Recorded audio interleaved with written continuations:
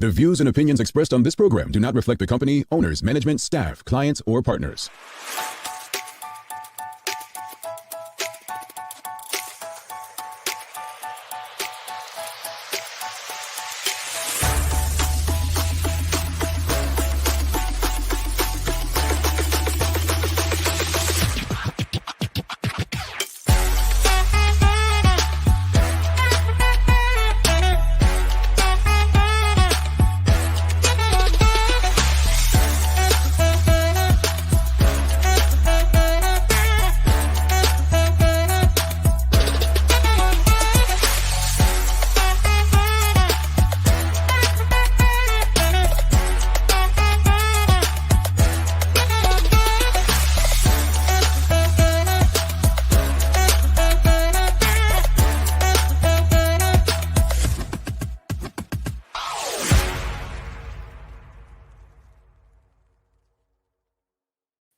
It's Thursday, the 20th day of May, 2021. Welcome to the Daily Hour, brought to you by Medical House One Communications and Lindo's. I'm Jamal Hartman, along with Jackie Lambert. Thanks for making us part of your daily routine. If you're watching online, share the link. If you're on Facebook, start a watch party. If you're on Twitter, retweet it. If you're watching on Channel 82 or listening on the Full 100 radio station, call someone up, let them know we're on. Just get the conversation out there to your network, and don't forget to like and engage with us. Another good one today has been Rego and Daniel Woods stopped by to discuss real estate in Bermuda and their new show, Keys to the Rock. Let me stop there because, folks, a lot of us have opinions. A lot of us have strong opinions as it comes to real estate and rental prices and home prices in Bermuda. We finally have some experts, some people in the industry on this show to discuss this with us. So make sure you retweet and share this because I'm looking forward to this. And if you haven't seen Keys to the Rock, hopefully you'll be watching it after you hear from these gentlemen. The Daily Play is a name that place today. Name that place. So easy geography question for Jackie coming up today. But look, before we bring our guest on for the day, an incredible article yesterday. Jack is smirking, right? An incredible article released yesterday across various mediums, New York Times, The Independent, New York Post, various Fox News outlets. But the article actually reflects the travel industry. And basically, the title on The Independent says U.S. airlines may start weighing passengers. Passengers could be asked to step on the scales at the boarding gate as Federal Aviation Authority gets ahead of obesity figures. So this article on The Independent goes on to say airline passengers in the United States may be weighed at boarding gates according to a report. Aircraft are required to ensure a safe weight before taking off and factor in averages for passengers and crew, as well as cargo and fuel. Here's the question. And I know, Jackie, I know you have an opinion on this. What are y'all's thoughts? Honestly, what are your thoughts of airlines weighing people to get on an airplane? Now, if I'm not mistaken, because Jackie mentioned this off air, I do believe that maybe it was just a movie, but it was discussed some time ago about people purchasing more than one seat if they were overweight and made it uncomfortable for someone sitting next to them. Not sure if that's standard, but this is different. This is legit a bit different. How do you all feel about being weighed to get on an airplane? Jack. You're not weighing me in front of everybody. Like, that's so strange to me. What if I have weight issues, like body image issues, and you're just going to add to it in front of all these strangers? I just don't. Well, I can do the whole, if I buy the ticket, that's when you ask me how much I weigh, but to weigh me as I'm getting on is a different thing. Like, well, I think, Jackie, but they do give you a choice. When you purchase the ticket, you can put your weight in, and if you don't give your weight, then they will actually ask you for your weight or tell you step on the scale once you're at the ticket counter. Personally, I travel on really small planes. I see the safety behind it. I do. Yeah, I've traveled on really small planes, right, with the propellers out, and I understand. Like, I've been on where they've asked people to get off because they because of the weight for the luggage and so on, right? So they'll actually, can you get another flight? Is this really abnormal? Is it strange? For people who travel all the time, probably not. Is it invasive? Probably yes, it probably is invasive, but is it in the best interest of our safety?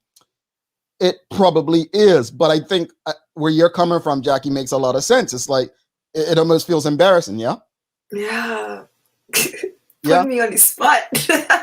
No, but I'm just like, basing it on what you said. Like, I mean, no. I'm saying you're putting me like the airlines are putting people on the spot. Like, we don't know your weight. Can you tell us your weight? And you're just like, 75.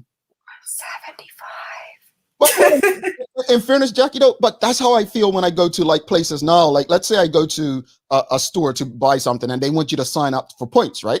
And they'll say, "Oh, can I get your phone number?" And I'm like, "You got 5-10 people standing around me, and you want me to say my phone number out loud? Can I not type it?" Right? So yeah. I get you with privacy is going out the window. Carla, John, Jack.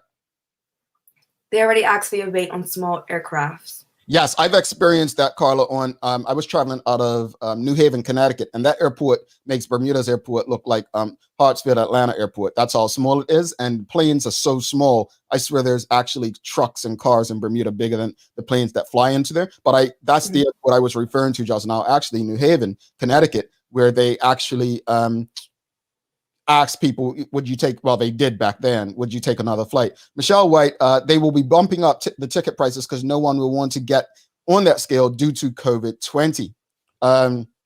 Charlotte Fox says, okay, I'm not going then. I don't know, Miss Charlotte Fox. When it comes to traveling, I think I may actually, you know what? Okay, I weigh an extra such and such. Here you go. Tamara Richardson, Jack. But on hop a flight internally in most countries, the scale is right there at check-in. Yeah, but the scale. I'm trying to think of I think what country it was, but when I went on a smaller aircraft, I want to say it was St. Lucia. We couldn't take our carry-ons with us. We literally had nothing. They took all our bags from us. Really? And I'm trying to remember what the process was there. They might have actually weighed us. I'm trying to think. I've been on so many planes. Yeah, I lose track.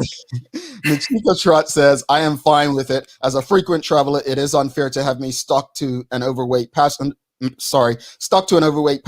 is halfway in my seat. But I think from the article, the independent article I read, it's more or less not even really for the comfort of the passenger. It seems like it's for the safety of the flight and carbon emissions, right? So some of the examples I read were stating that,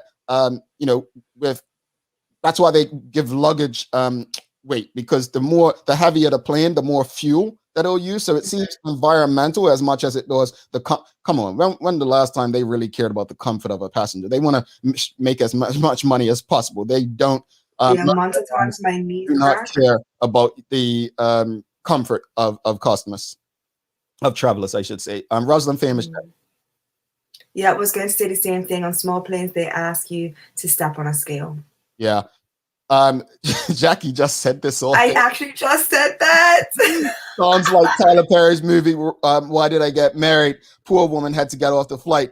Yeah, Jackie legit said this before we came on air. Sean Smith is actually saying, I guess I will have to level up and go private. Brother, let us know, man. Many of us. Sometimes it's cheaper. If you get a group together, it's cheaper. I don't have it like that, but hey, help us out. Michelle White, Jack. Yes, on small planes, because I've seen them move people from left to right to balance the plane off. Yeah, that's true.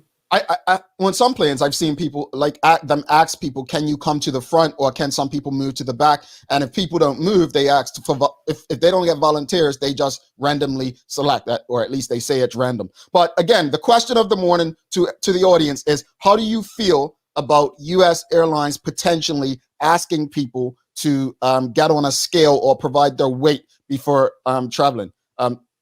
Teresa, Jack. It's not abnormal. It's just new to some travelers. Yeah.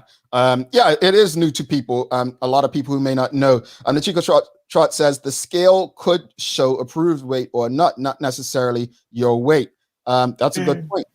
Mary Lee Watson says it's for weight and balance for takeoff and landing. This is true. And that's the point I'm making. It's not really about the comfort of the passenger, like whether someone next to you is comfortable with a person like in the movie we just mentioned.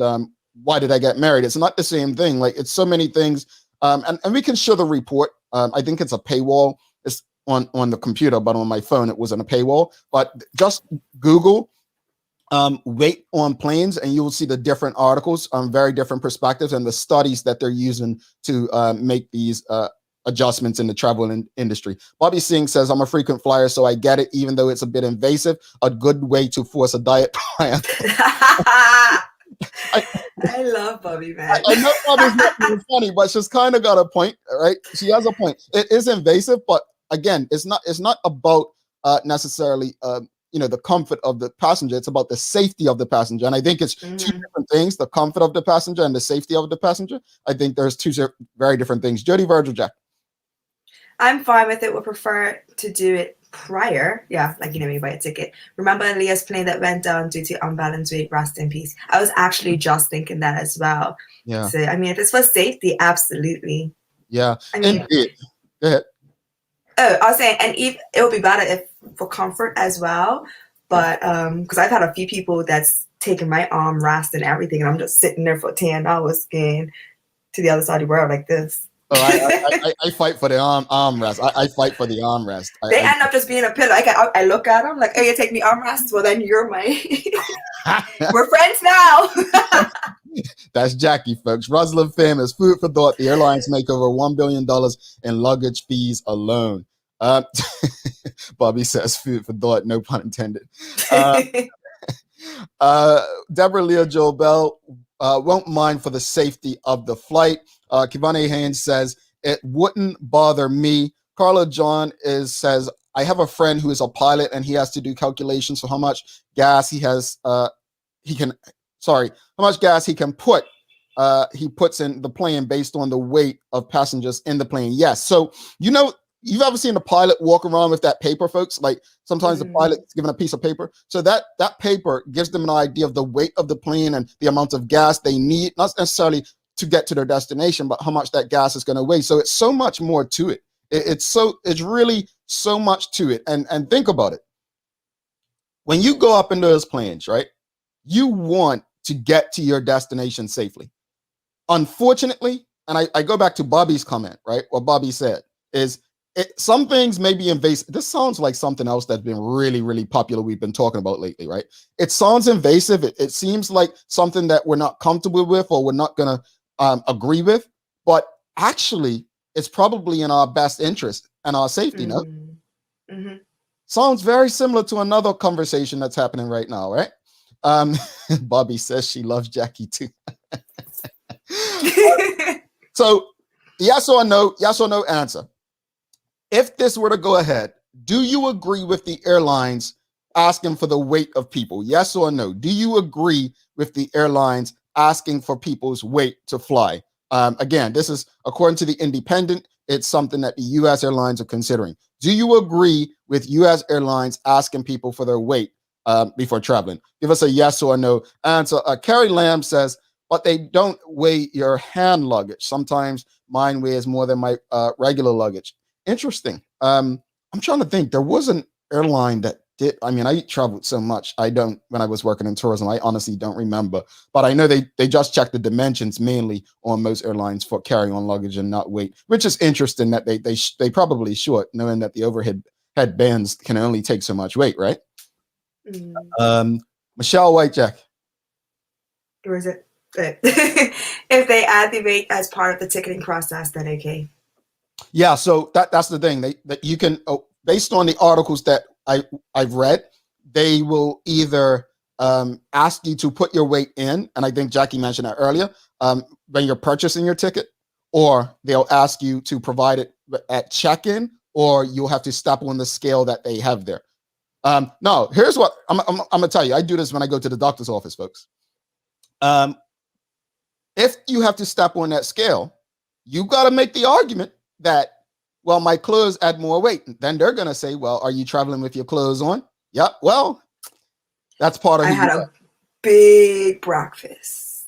Well, but it's true though. And here's the thing. The other thing to consider. I hated traveling during the wintertime. Why? Because you have so many more clothes on, right? You have more clothes on than normal. So all that's going to be taken into consideration. So yes or no. Mark Arthur C. Phillips says no. He doesn't agree with them asking for weight. Teresa Stewart says yep. She just gives a yup, right? That's yep. Monica Dunstan says yes, she agrees. Nicole Walker says yes, gives a more accurate picture than estimates. Yes, because that's what they currently do, estimates. And folks, they currently do the estimates. Thank you for saying that, Nicole, because they currently do the estimates based on what the weight average weight is in the United States right now, right? What they're saying, one of the reasons they want to change it and be more accurate is because the obesity rate in the United States has risen, right? So keep that in mind. That's why they want to do this. One of the reasons, because the obesity rate has gone up in the US. And so they want it to reflect what the obesity rate is today versus the calculations, what they were before. Camille Burgess says, yes, she agrees with weighing, asking customers, travelers for their weight. Carla John says, yes, but they don't have to weigh you. It should be done in private. Good point. Good point. Bobby Singh, Jack. I think they should start smelling passengers too. There's nothing worse than sitting on a flight next to someone with extreme BO. Not trying to be petty, but it can be brutal and instant headache. And you know what's funny? I dealt with this with traveling. I've dealt with this going to different countries because, you know, some people, these spices and scents come out of their pores depending on where you're going. And I've lived that struggle. I usually sleep on a plane, but this one time I could not sleep. Yeah, hygiene should be a part of it. Your other people are going to be, you know, it's a public space, right? And yeah, as public as it is, it's a really intimate public space. Dawn Simmons says, what happens if I don't tell the truth because I don't know or not honest? The scale is the best option. Yeah, so you don't tell the truth, you've got to step on the scales of justice, right? Charlotte Fox says, never really thought about that. Interesting conversation, very enlightening, good info, just saying. Yeah, look, and I'm glad you said that. These kind of conversations we have to have because we love to, look, we're Bermudians. Bermudians love to travel, right, Jackie? Like Bermudians love to travel. At the end of the day, we're not going to be in agreement in everything, you know.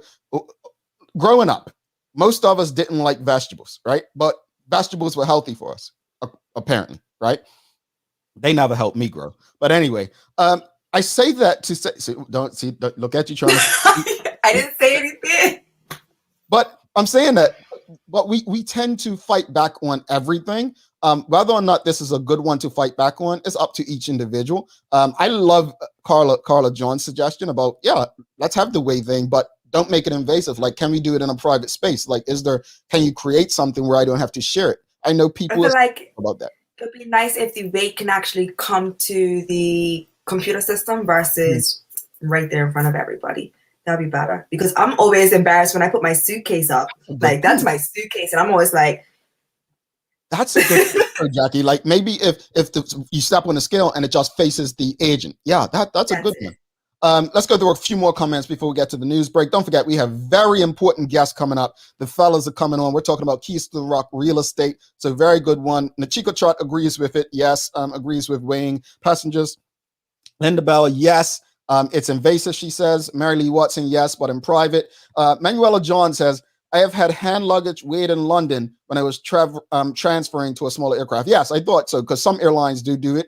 Cherie Dill says, they should have a scale that discreetly records the weight with carry-ons as you enter the plane. So that is the carry-ons. Michelle White says obesity has always been an issue in the USA. Wonder if they are just suggesting that some of the airlines issued accidents have been due to miscalculated weight. Loretta Dill-Jack. So if a person is considered overweight once they arrive at the airport, do they get a refund? No, one of the articles actually stated, Loretta, that they'll be pushed to another flight.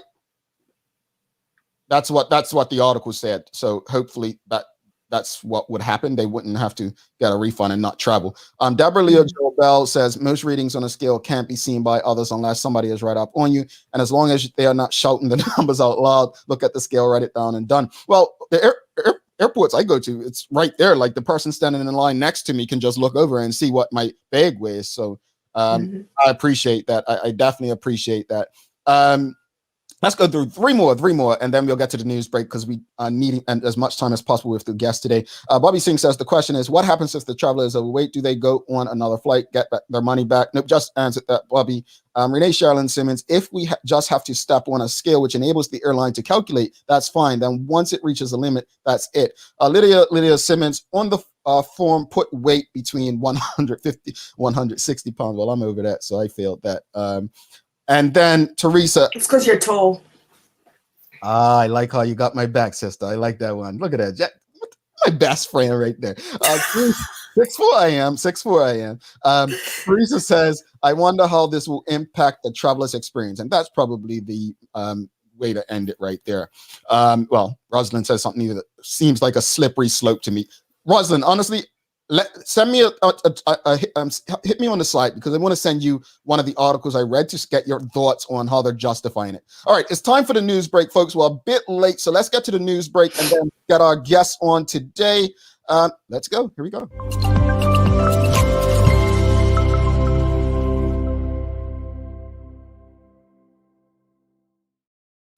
All right, the Bermuda College Spring Commencement for the class of 2021 takes place today with a total of 79 graduates. Of the 79 graduates, 52% are graduating with honors. The virtual ceremony begins at noon and will be streamed on Channel 82 on the college's website, college.bm, through its YouTube page. The virtual ceremony will be followed by a celebratory drive-through at 2 p.m., taking a new route over Stonington Avenue around the Cocoa Reef Resort entrance for new graduates in caps and gowns to collect their degrees, diplomas, and certificates.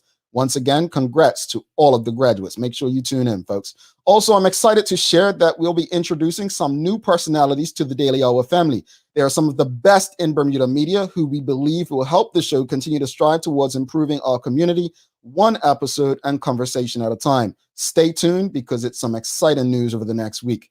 Today is World Bee Day. Lately, the concerns about bees being endangered have become widely noted among people all over the world, but information on how to take action about it has become scarce in this age. That's why World Bee Day exists, to educate people about the importance of bees and how they can help preserve them for the sake of the future.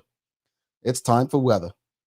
If you're inside with the AC on, it's probably hot and or humid outside. If not, it's probably not. That's your Daily Hour news break. You all really think you're going to get a weather thing out of me?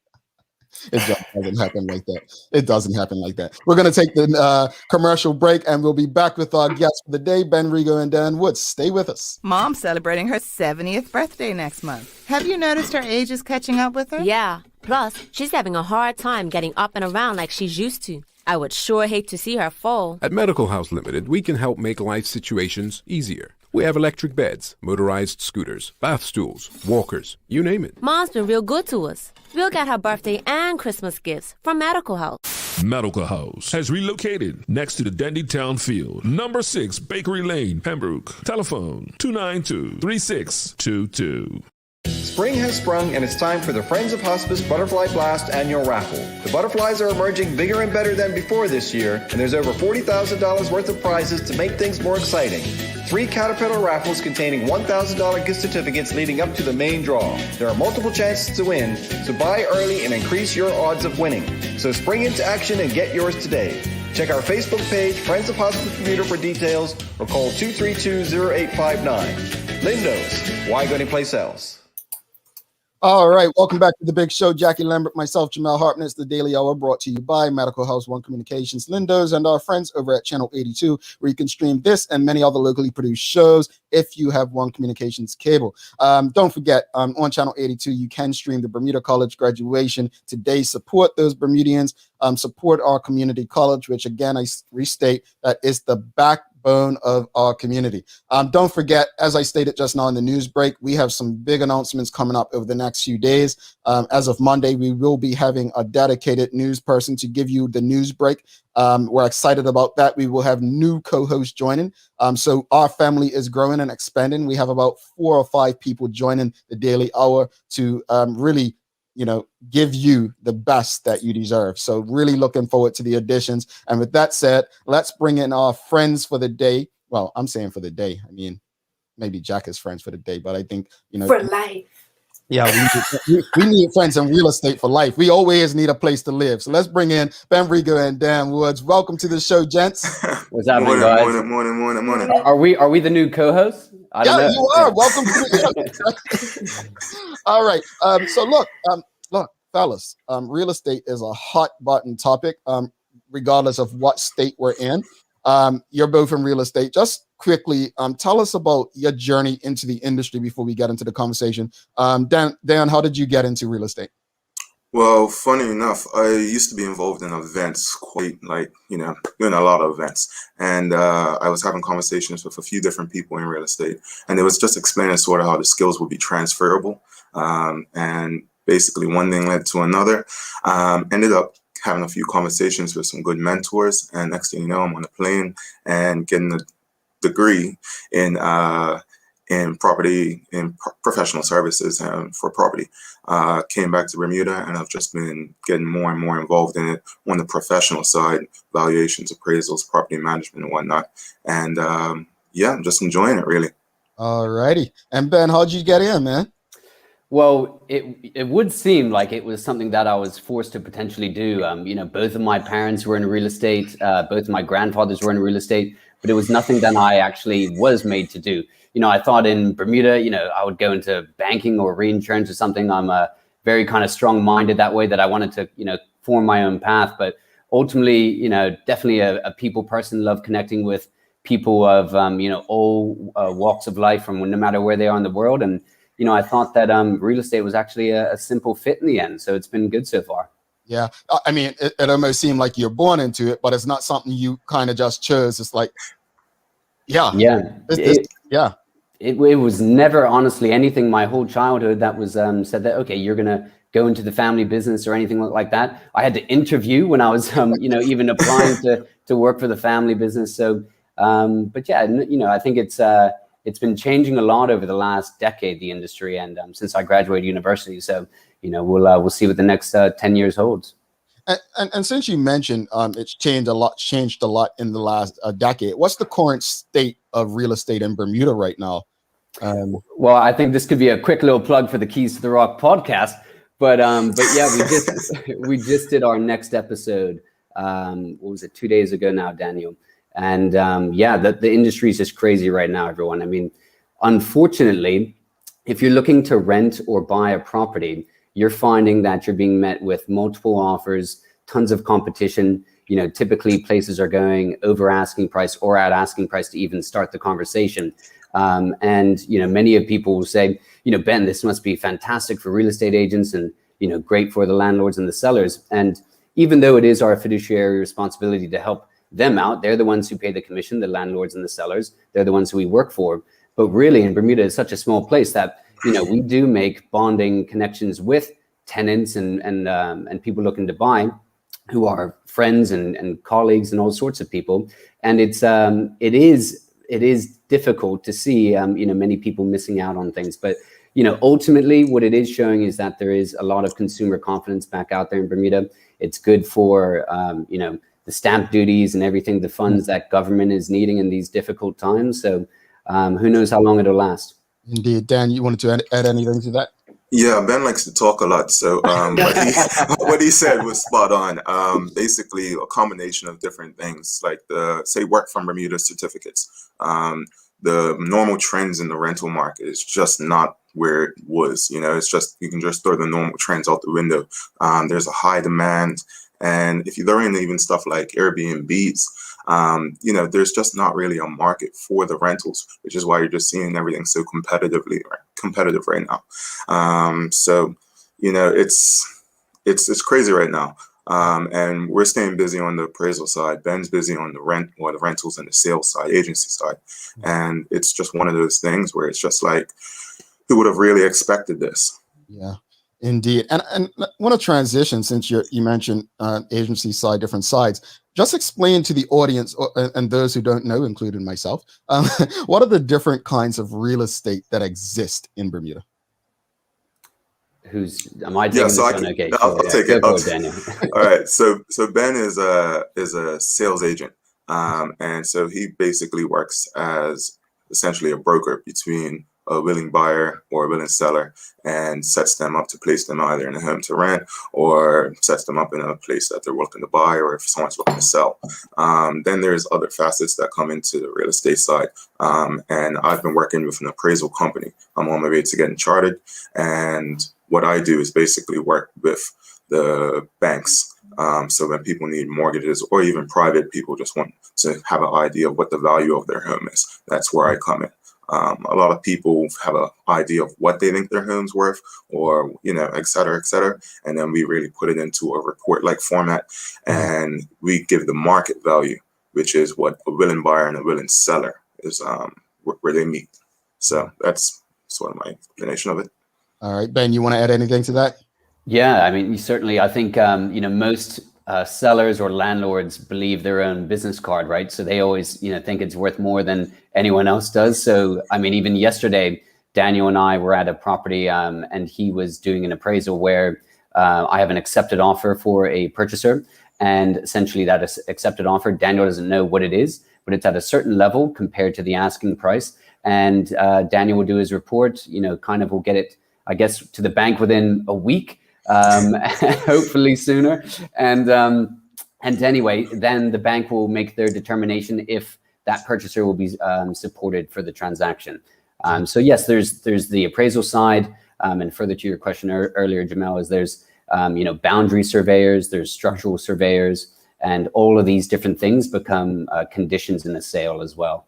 Okay. If you have any questions or comments for Dan and Ben, please just put them in. We'll try to get to as many questions and comments after in about 10 minutes. Let's kind of transition to the keys to the rock. Where did the idea of a video podcast focused on real estate come from? I'll take this one, and I'll give it to you. To be honest, Jamel, you guys and your daily hour actually played like a very large part in it. It was just something, I saw what you guys were putting together, and it was just something that is like, I look at it and I watch you guys probably, I'd say 3 to 4 times a week, and try to catch up on the ones that I miss. And it really just highlighted that Bermuda needs different channels for people to sort of get education or stay up to date. Nobody is really reading articles the same way they were. It's just like things are changing, and with technology at our hands, and with myself and Ben, we sort of have the profiles, and we get along real well, even though we tend to banter a lot, but we get along real well. And so it was one of those situations where we just felt like this was a need. And essentially, the idea came from Jade Eve of Code 441. I'm sure you guys know him. So, he gave me the idea. I took it to Ben, and we just sort of got the ball rolling. Ben, you want to add anything? Yeah, shout out to Jade. Jade and I were classmates in Bermuda long ago. But yeah, I think, everything that Daniel said. And by the way, Jamel, Daniel's a huge fan. So I saw you drinking out of your coffee mug with the Daily Hour. I think he'll probably want some merch as well sometime soon. But yeah, I mean, in terms of podcasts, honestly, I wasn't too familiar with it, but I know that, going this route and just providing another layer of value and just connecting with people. And there's so many uncertainties and kind of misinformation out there about real estate. And as you kind of said at the beginning, real estate does impact all of us. We all rent places, or we're looking to buy, or we're working in commercial spaces renting, or we're looking to build on land or anything like that. So it is such an important facet of life here. Indeed. So just speak to us. You mentioned early, in one of your in the pilot episode. That's the only one I've seen. I haven't seen the one you did 2 days ago. Is it out yet? No, it's not out yet. Just making sure I didn't miss anything. But you mentioned you'd like to have real estate lawyers, architects, landscapers, and others on the show. Why is it so important for people to understand this side of real estate? Well, I think ultimately people always think that real estate is just the people who are like myself or Daniel, who are out there in the industry, but really it does affect all of us.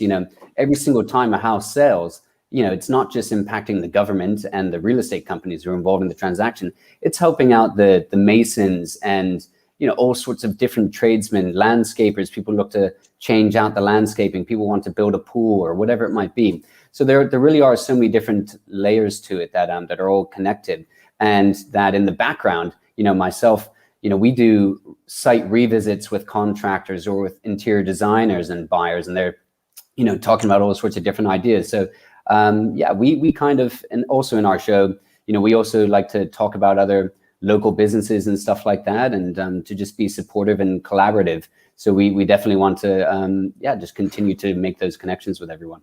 All right, Dan, you want to add something to that? No, Ben was pretty spot on, to be honest. It's just one of those situations where it's a perfect opportunity for us to just use this channel and just sort of get as much education out there. I know myself growing up, I didn't even consider or know real estate was an industry to be up in that was available to me. And so I just feel like this is something that could actually provide just sort of resources to sort of just help people wherever they're going. And it also helps put other, spotlight other Bermudian companies and local companies for what they offer that people might not have thought about before. Indeed.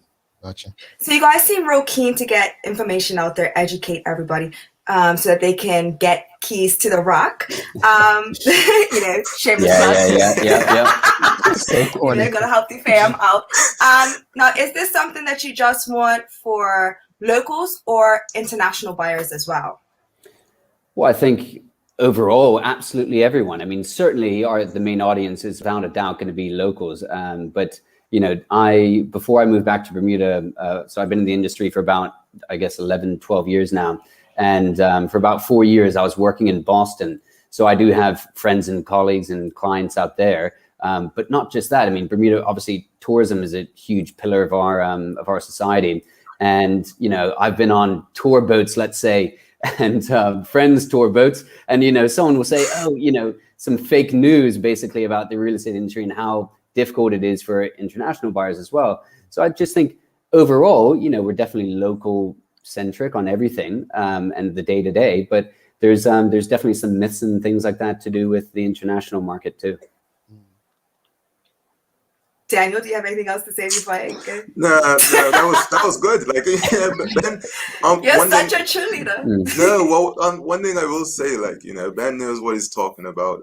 He puts in the work and the time and effort, and so he's one of those guys who's like, you message him at 10 o'clock and he's got to answer to you at 10:02.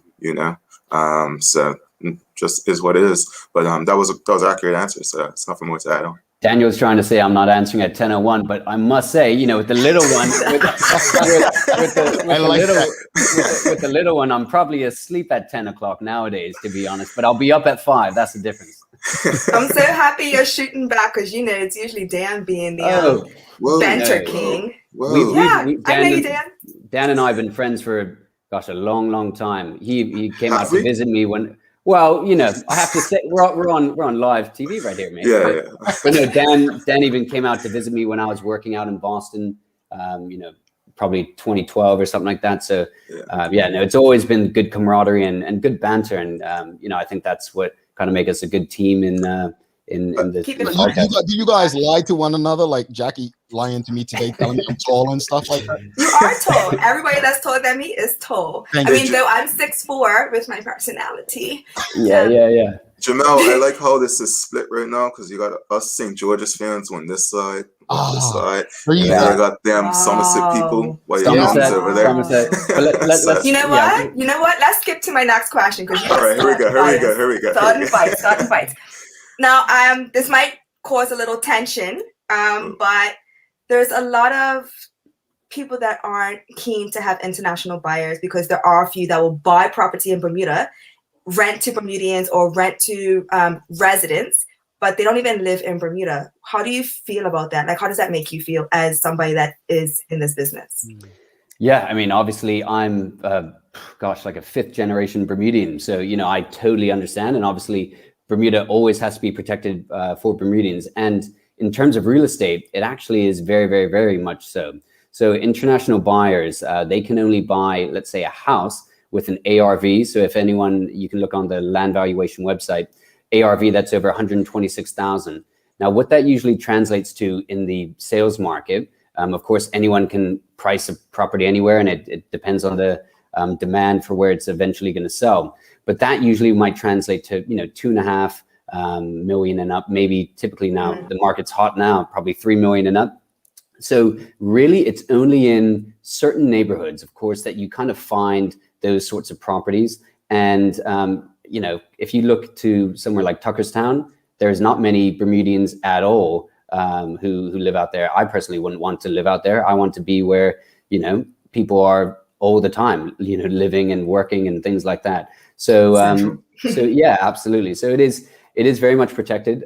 Also, non-Bermudians can rent their houses out, actually. So they have to apply to government and they pay a fee, and so they can do that. But also, there's a license that the purchaser actually pays to government. So typically, for a house, it was 8%, and just recently, it's gone up to 12.5%. So whatever the accepted offer price is, 12.5% of that, and then the stamp duty and everything associated after that all goes to government, which is, again, very, very important in these days. As I mentioned earlier, there's these international buyers. There's not a ton of these transactions that go on every year, but they're hiring Bermudian contractors and all sorts of people to do work to the places. And usually, guys, in a year, we would typically see, in terms of these high-end homes over 126,000 ARV, usually we might see 5 to 8 that sell a year. The market being what it is, last year we basically tripled those numbers. However, even though if there's 15 of them, or typically let's say 5 of them, that doesn't mean that that's 5 international buyers that purchase in a year. That might be 3 Bermudians who bought a really nice house of that price point as well. So it's not as overwhelming as you might think. And then the only thing I'd like to add is that there's actually only a certain number of those properties that are actually available to non-Bermudians. So, okay. No, I know that last year the some red tape was moved, so people were able to buy at different levels. I know you guys actually put that in your pilot as well. But I'm a huge people go and they go to like different websites to buy clothes. I'm that person that's always on a website looking at a house. And I see there's a lot of condos available. And when I think of condos, I think of maintenance fees, all the rules and regulations that come with it. What are some things that you can tell a buyer or a first buyer of a home to help change that stigma and push them in the direction of buying a condo? Do you want to go for it, Daniel? Yeah. So the way I look at it is, condos is usually a great first step to getting to when you want to own your own home. At the end of the day, you're trying to build up equity in the bank. You're trying to start generational wealth. And I think that's sort of the outlook that a lot of people have to start looking at it, right? Condos are usually priced in a range anywhere from $350 to $600.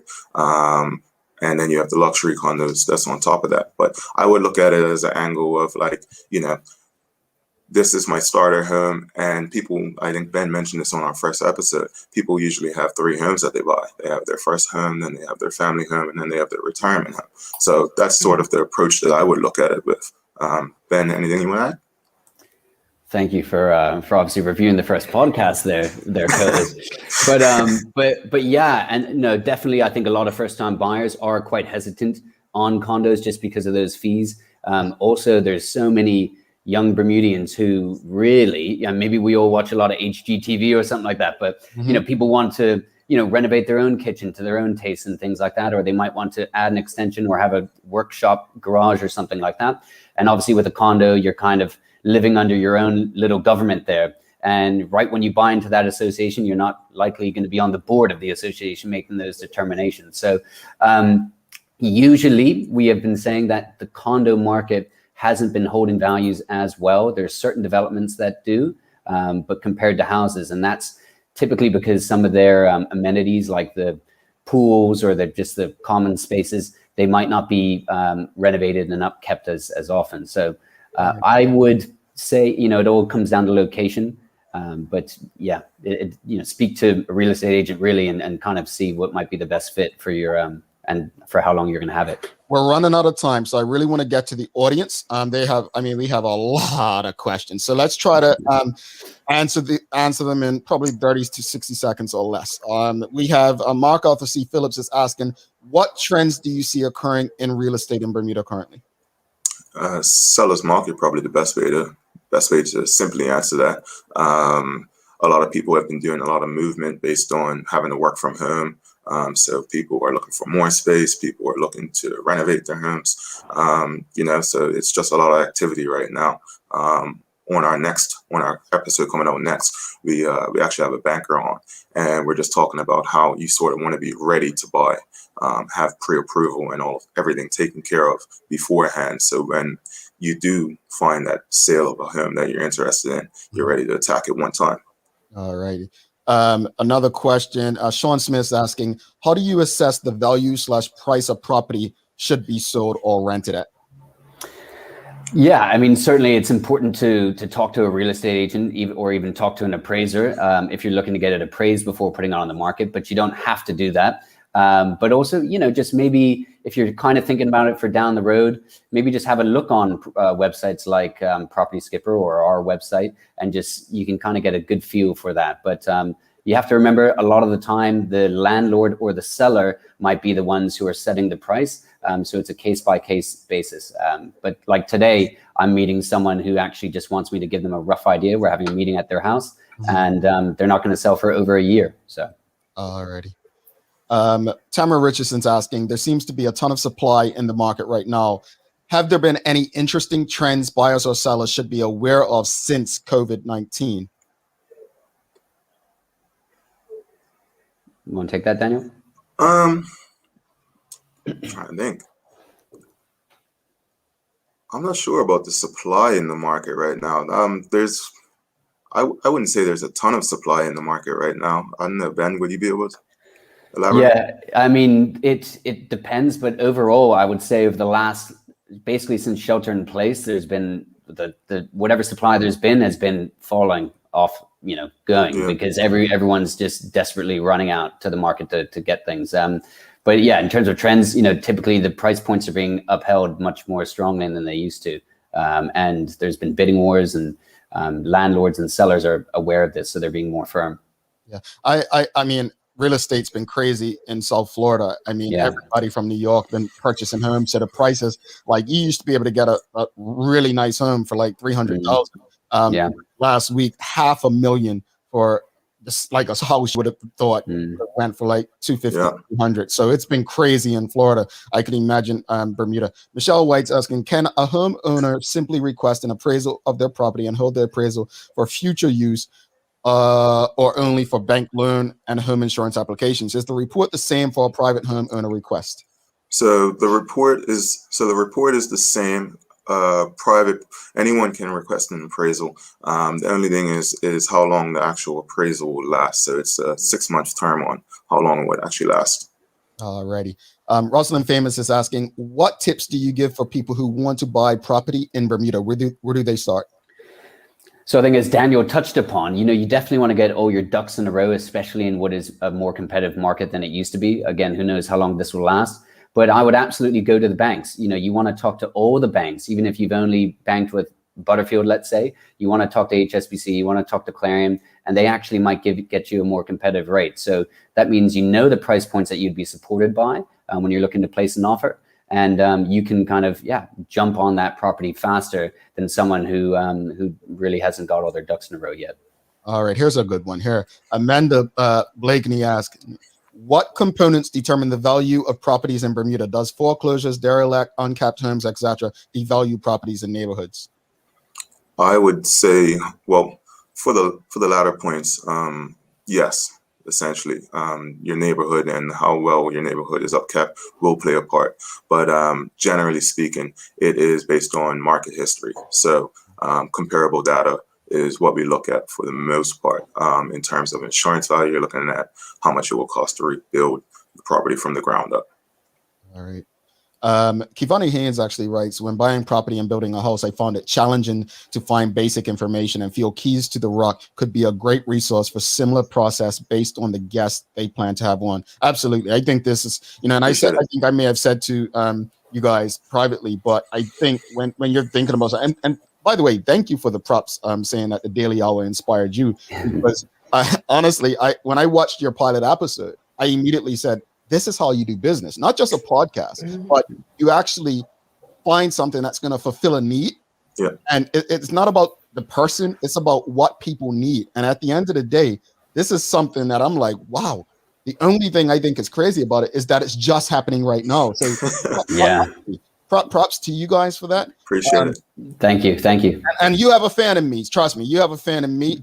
And folks, if you haven't seen it, just send us an email. We'll send you the link to the pilot episode. Make sure you subscribe. I know a lot of our viewers watch on Facebook, but I'm really encouraging you all to start watching us on YouTube. Subscribe on YouTube. Go to their YouTube page. YouTube has a lot of content that's helpful. No, I'm not saying you go to YouTube University and come out an expert. I'm not saying that. But you've got a lot of valuable shows on there that gives you better options than probably what Facebook would. So check them out. Jamaica Smith is asking, what is the better value purchase for a first-time buyer, house or condo? Definitely a house for sure.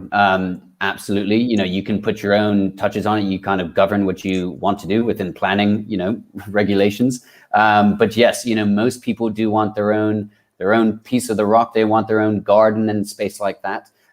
So those typically will hold value better. All right.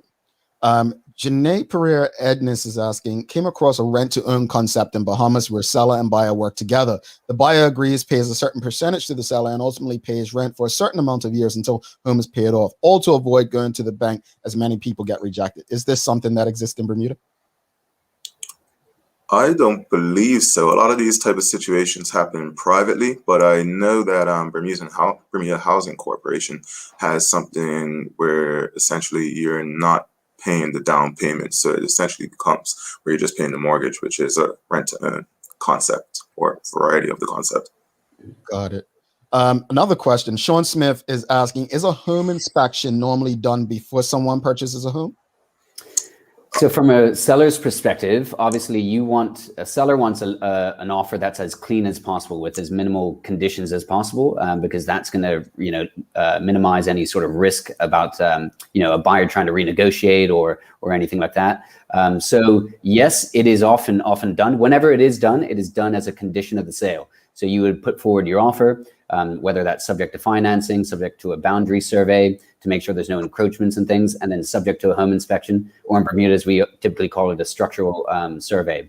And so you'll get that survey report and you can review, and obviously it shows everything from a doorknob that's loose. But if you find out that, the roof is falling down, then perhaps you can go back to the table with the seller, or maybe they can fix certain things before you actually close the deal. All righty.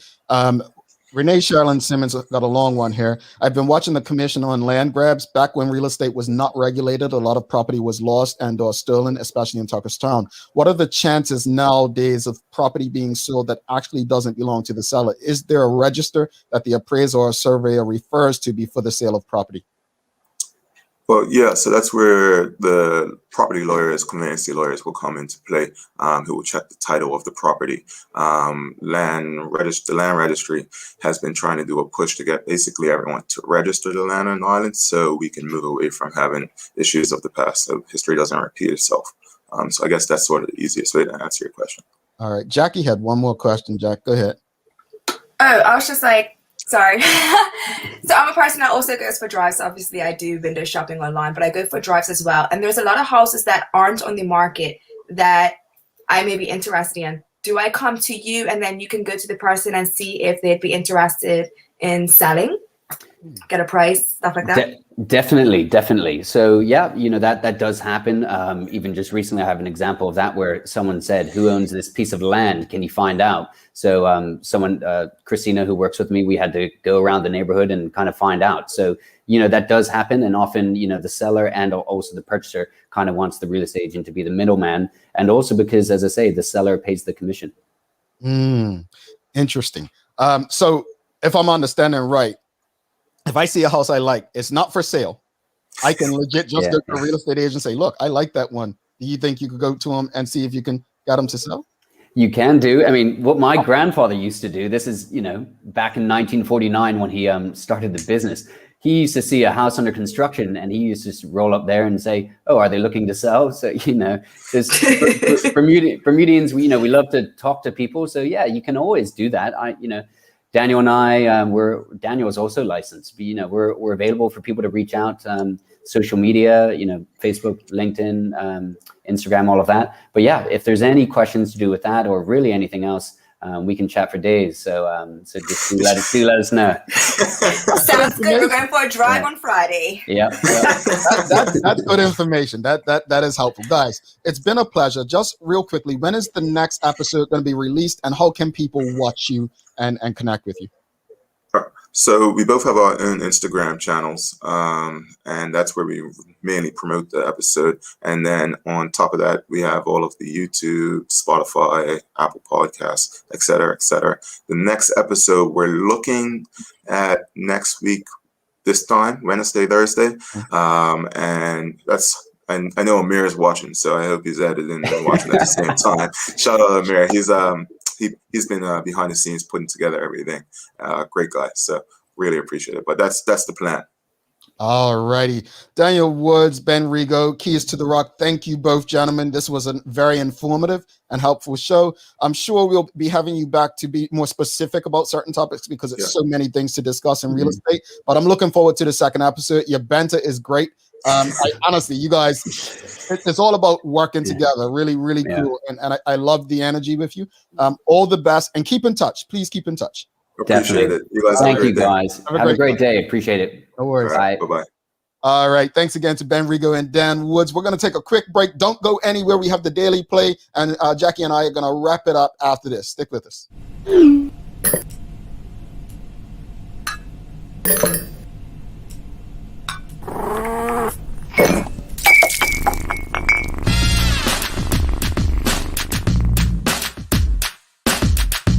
Tune in to the Full 100 Radio every Tuesday through Sunday at 7 p.m. Bermuda time as we bring you the love, romance, sexiness with nighttime jams. Only on your station for conversations and entertainment. The Full 100 Radio. Download the app available for Android and Apple devices.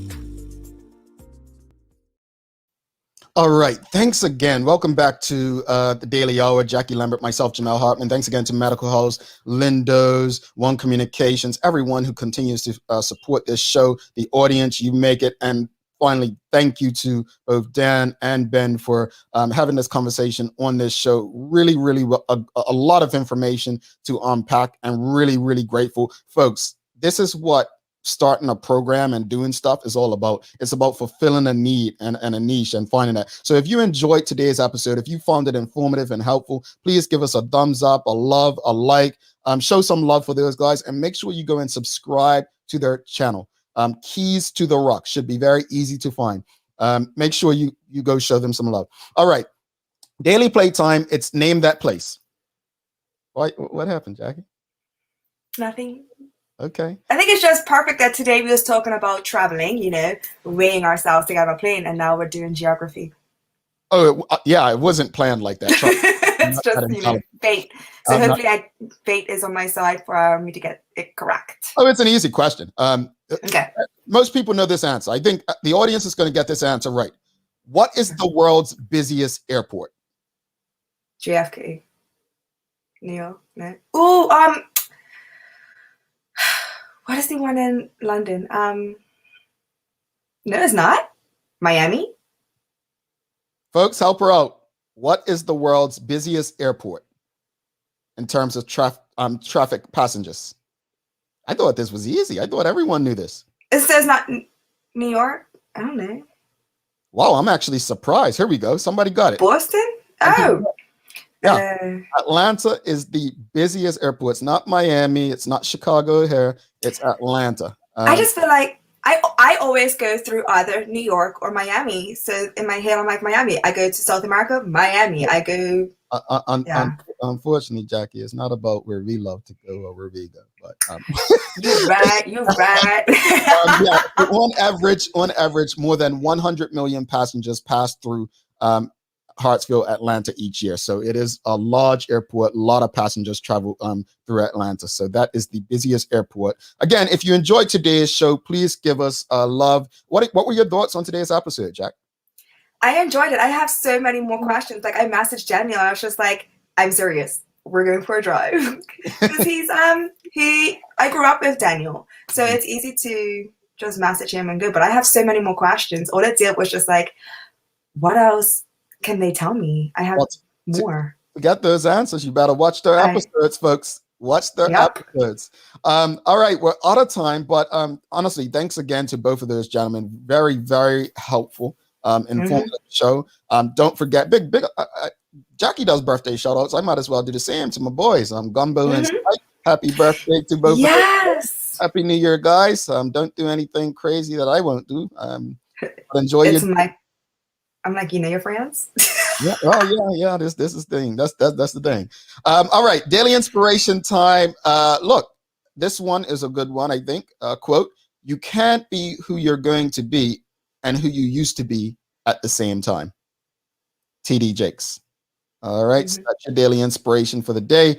Don't forget, if you can support those graduates at the Bermuda College, you can catch it on Channel 82 online or the Bermuda College website through their YouTube page. So get out there, support the graduates as they graduate. And yes, I will be there as well, delivering the commencement speech. Hopefully the graduates are inspired and motivated by the words I share. Thanks again to our partners, Medical House One Communications and Lindos, for ensuring that we're able to do this with you. As always, we appreciate you, we love you, and we thank you for making us part of your daily routine. If all goes well, we'll be back to do this again with you tomorrow. She's Jackie Lambert. I'm Jamel Hartman. My friends, make it a great day. Peace.